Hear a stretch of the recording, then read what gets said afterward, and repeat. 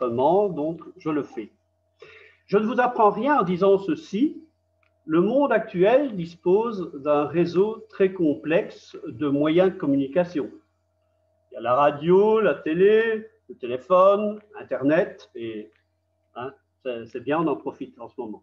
Le tout s'est relayé par des câbles sous-marins, satellites.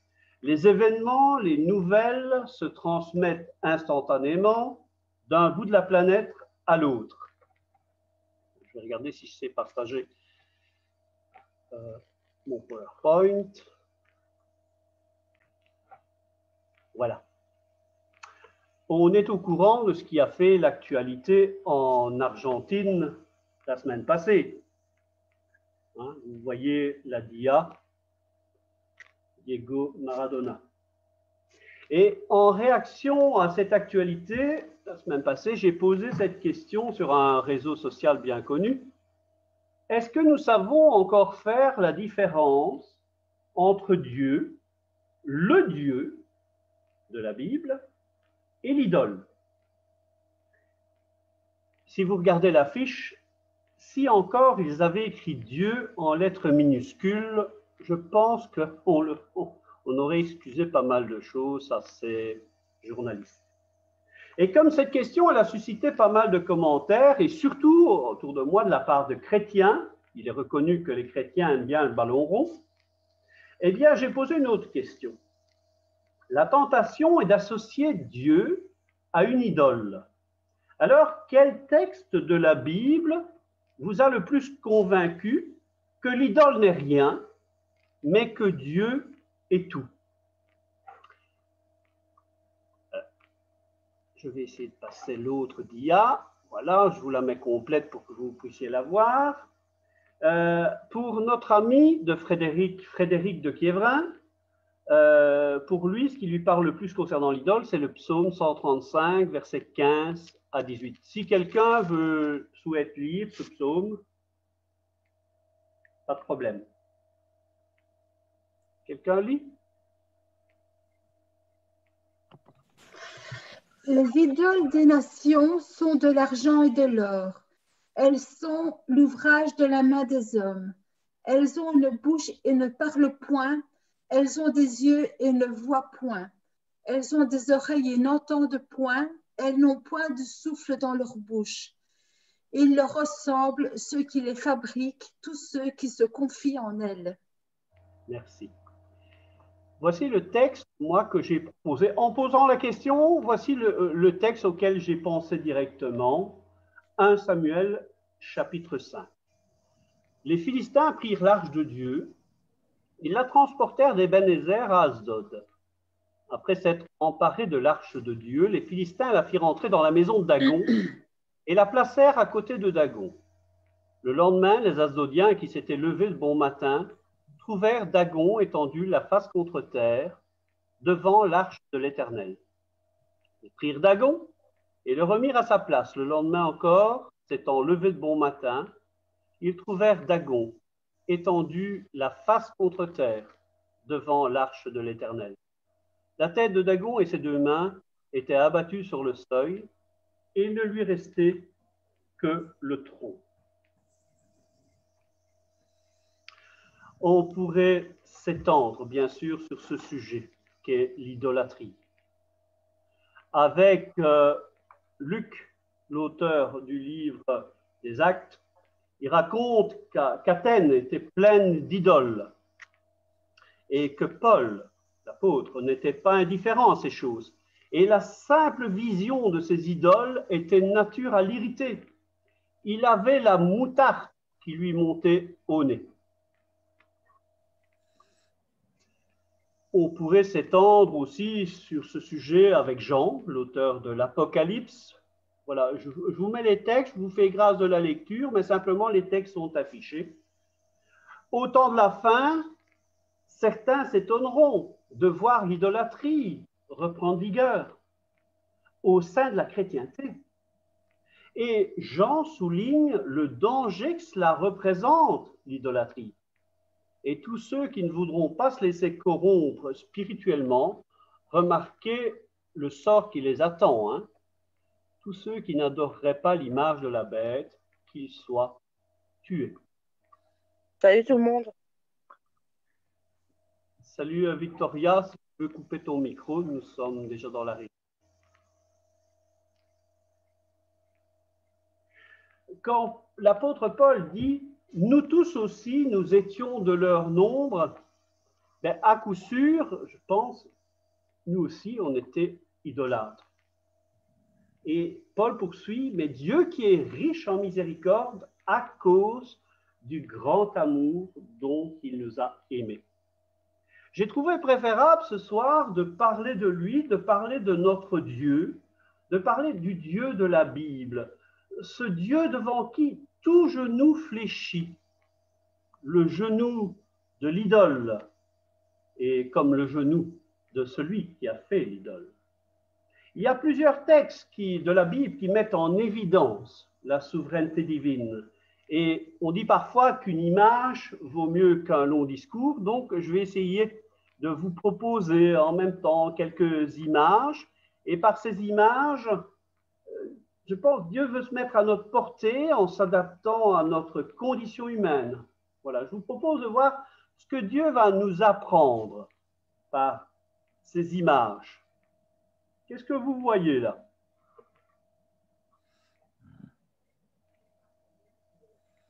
Ouais, ce qui est frappant, allez. Une main. Une main, voilà, la main. Et quelques textes qu'on pourrait lire. Il y en a certainement nombreux, j'en ai retenu deux. Qui est-ce qui accepterait de faire cette lecture? Victoria peut-être.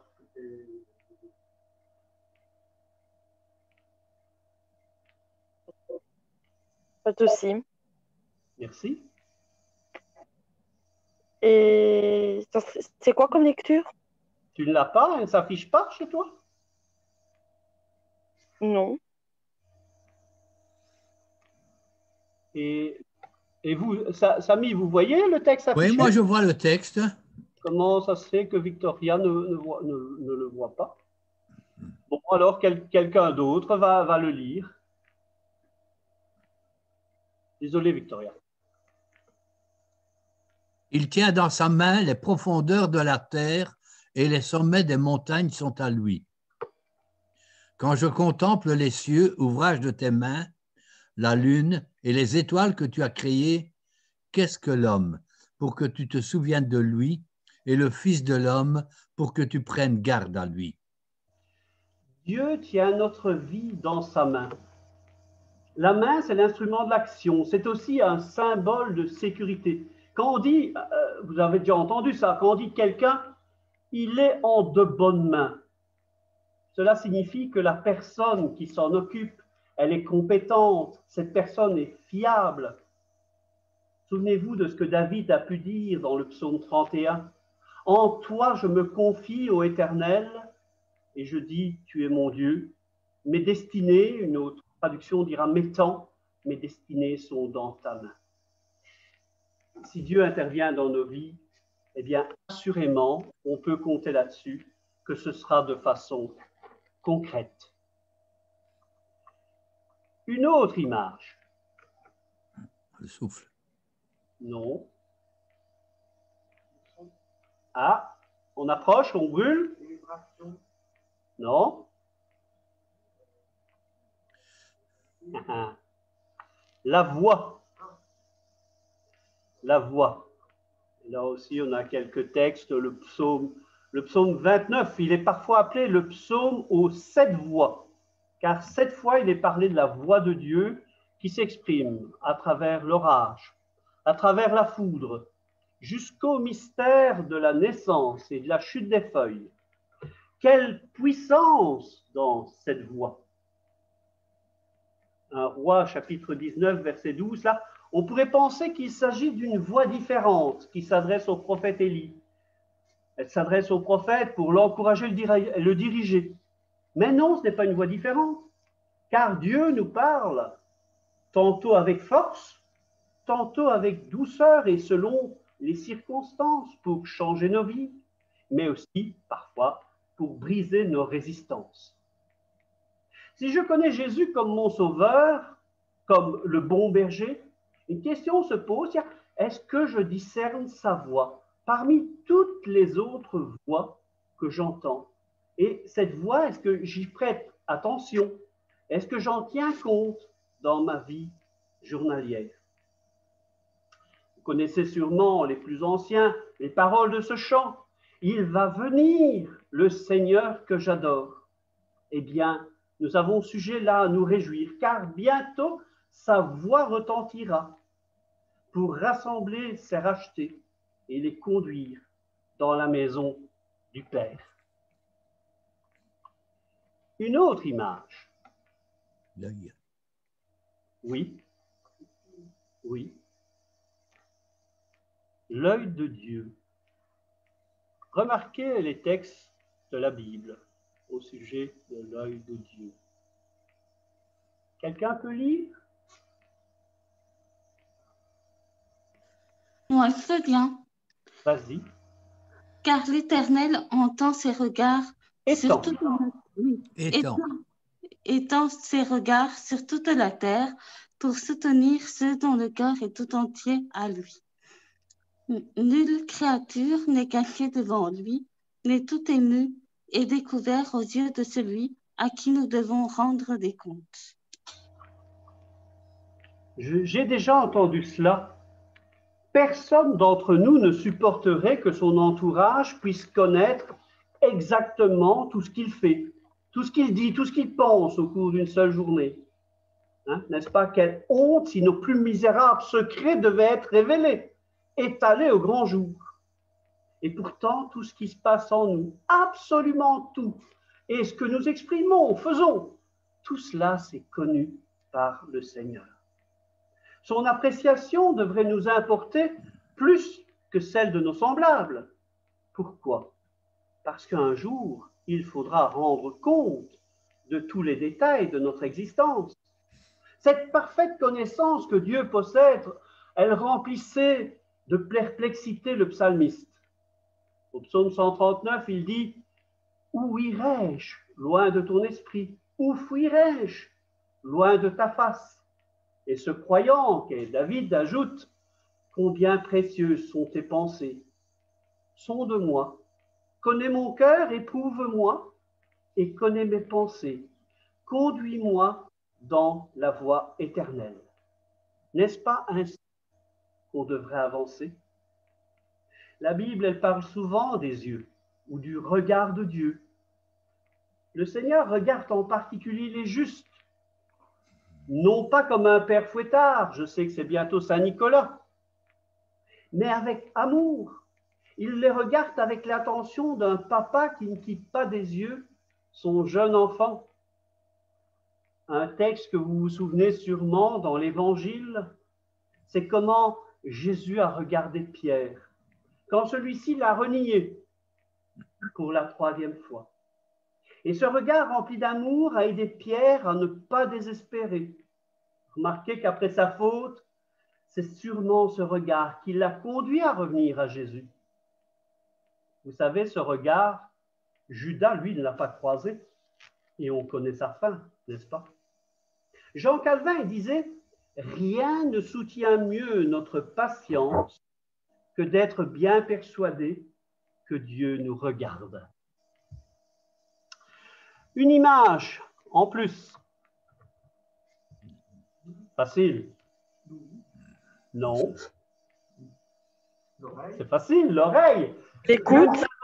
Même Salvatore m'a répondu. Oui, mais Louis, l'oreille, Les oreilles. Voilà.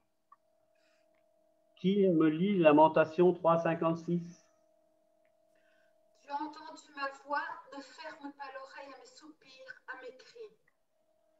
L'oreille. Dieu entend. Dieu répond aux prières. On vient de prier quelques instants? Oui, il répond aux prières que nous lui adressons. Soyons-en persuadés. Et même si cette prière, parfois, comme il est écrit là dans Lamentation, comme Jérémie le dit, même si cette prière, parfois, n'est qu'un long soupir. Nous avançons.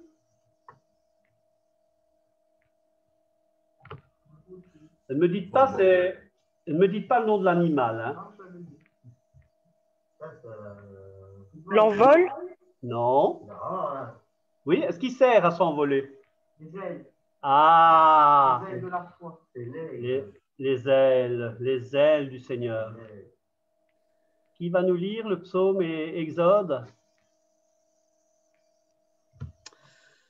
Combien est précieuse ta bonté, ô Dieu! À l'ombre de tes ailes, les fils de l'homme cherchent un refuge. Vous avez vu ce que j'ai fait à l'Égypte et comment je vous ai porté sur des ailes d'aigle et amené Vers moi. C'est ça, merci. Les ailes sont une image de sa protection, une image de la présence divine. Saint Augustin disait: veux-tu un conseil? Si tu veux fuir, fuis vers Dieu, fuis vers lui en te confessant à lui, non en te cachant de lui. Tu ne peux en effet te cacher de lui, mais tu peux lui confesser tes fautes. Exode que nous venons de lire nous rappelle que Dieu s'est occupé de son peuple.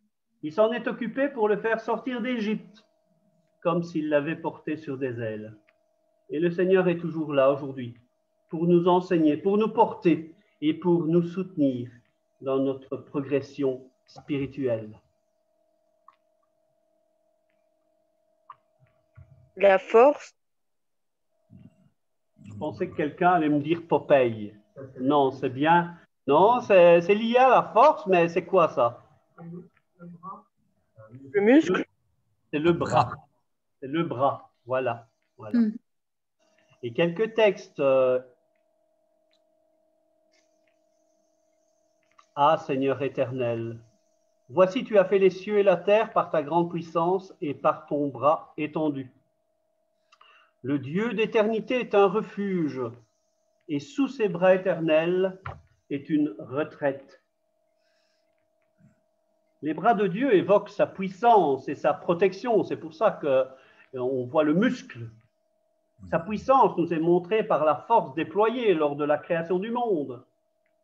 Et cette force, vous pensez qu'aujourd'hui, qu'est-ce qu'il en fait? Vous pensez qu'il ne s'en sert plus? Cette force, elle continue de se déployer dans le maintien, dans le bon ordre de l'univers. Que peut craindre un enfant de Dieu quand il sait que cette puissance est à sa disposition, là, tous les jours? Il est, comme enfant de Dieu, nous sommes dans les bras de Dieu et il n'y a pas d'endroit plus sûr pour nous. Le roi David a demandé ceci à Dieu au psaume 71. Il dit: ne m'abandonne pas, ô Dieu, même dans la blanche vieillesse, afin que j'annonce ta force à la génération présente, ta puissance à la génération future. Il est bon, frères et sœurs, de s'encourager d'une génération à l'autre à compter sur la protection de notre Dieu. Et c'est peut-être aussi dans ce sens-là que ça abonde, ça suit un petit peu ce qu'on a chanté tout à l'heure. Jeunes et vieux. Image suivante. Il n'y en a plus beaucoup, vous savez. Voilà. Là, peut-être qu'il faut lire un petit peu. Ce n'est pas tant plus l'image. le regard, Non. Non. Il n'avait rien pour nous plaire. Il n'avait rien pour nous plaire. La face de Dieu. La face de Dieu. Voilà. Qui va nous lire ça? plusieurs disent, qui nous fera voir le bonheur? Fais lever sur nous la lumière de ta face, ô Éternel. Je cherche ta face, ô Éternel. Il y a d'abondantes joies devant ta face, des délices éternelles à ta droite. Là aussi, la mention de la face de Dieu est fréquente dans tout l'Ancien Testament. Nous le voyons particulièrement dans l'histoire de Moïse. Quel témoignage impressionnant cet homme laisse. Vous savez qu'il est dit que la peau de son visage rayonnait parce qu'il avait parlé avec Dieu. Et de Moïse, il est dit qu'il avait une relation d'intimité telle avec le Seigneur, il était très proche de lui. Dieu parlait à Moïse face à face comme un homme parle avec son ami. Et nous sommes invités à chercher sa face pour nous-mêmes. Nous sommes invités à recevoir son message de grâce. Comme nous sommes invités à chercher sa face pour les autres et refléter auprès d'eux un petit peu de cette lumière. Je conclus. L'apôtre Paul disait ceci, « Je sais qui j'ai cru ». Et dans ses propos, il est question de foi, il est question d'assurance, de conviction, mais surtout, il est question d'une relation avec la personne du Seigneur. Et c'est de cette relation que doit découler tout le reste. Celui qui se tourne vers Dieu, vous savez, il ne sera jamais déçu. Quand il n'y a plus personne, lui, il est toujours là. Dieu est au contrôle et il aura le dernier mot. Soyons-en certains, pour sa gloire, mais aussi pour le bonheur de ceux qui auront écouté sa parole. Et cette parole, elle nous ramène à l'essentiel qui permet aux chrétiens de situer l'actualité vis-à-vis de l'éternité. Et c'est pour ça aussi que j'ai choisi de conclure avec cette dia illustrant Ésaïe 45, verset 22, « De Dieu juste et sauveur, il n'y en a pas, si ce n'est moi. Tournez-vous vers moi », autrement dit, aussi, tournez le dos aux idoles, tournez-vous vers moi et soyez sauvés. Voilà.